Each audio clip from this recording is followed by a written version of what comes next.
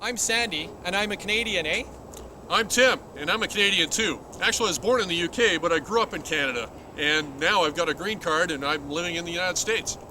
And we're Team Canada! Sandy and I have known each other since 1971. We lived next door to one another, but we kind of lost touch in 1994 when I moved off to Toronto. Since then, we've lived two completely different lives. I married an amazing woman and have three great kids. I am married to an amazing woman as well, but I've got a golden retriever. We were able to reconnect through social media over 2 years ago. However, we have a 15-year gap in our relationship that we know nothing about. And we're hoping the Amazing Race will give us that opportunity to reconnect. I'm a landscape photographer, and fortunately, I've been able to travel to 5 different continents to photograph, so I've got lots of travel experience. My last travel experience was a 15-day, 7,000-kilometer trip from Canada to Disneyland and back.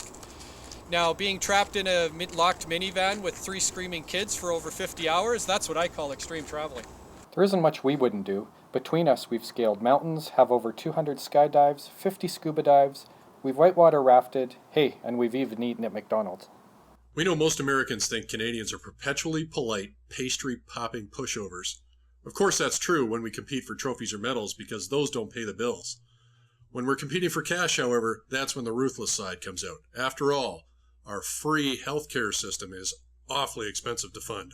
Plus, you'll know we'll have the support of the entire country behind us. Now we can say that because The Amazing Race is consistently one of the highest rated television programs in Canada each week when it's on, pulling in an average of 7 to 8% of the entire Canadian population. Now, you know Canada and the US have always had a friendly rivalry. Take the US and Canada gold medal hockey showdown in the 2010 Winter Olympics, where 75% of Canadians were watching that game.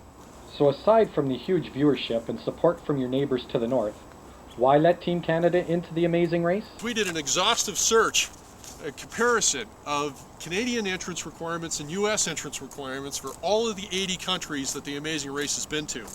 And you'll see here in Canada's column, the ones that are green are ones where Canada's passport was actually processed easier, meaning that it was less money or you could stay longer than a US passport. So at least the paperwork goes, it's even easier than the US.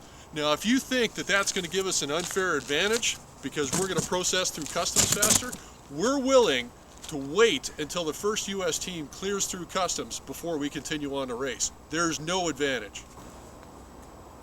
Even though we're Canucks, we'll be happy to abide by the same laws as other players during the race. As for prizes awarded, and you know that we'll earn our fair share of them, we will comply with the delivery and tax laws of each country as they apply. Because we're not a couple of Richard Hatches here. So come on guys, after almost 20 seasons of The Amazing Race and huge support from your neighbors to the north, it's time to let Team Canada invade this race. That's right. I'll even bring the beer and the back bacon, eh?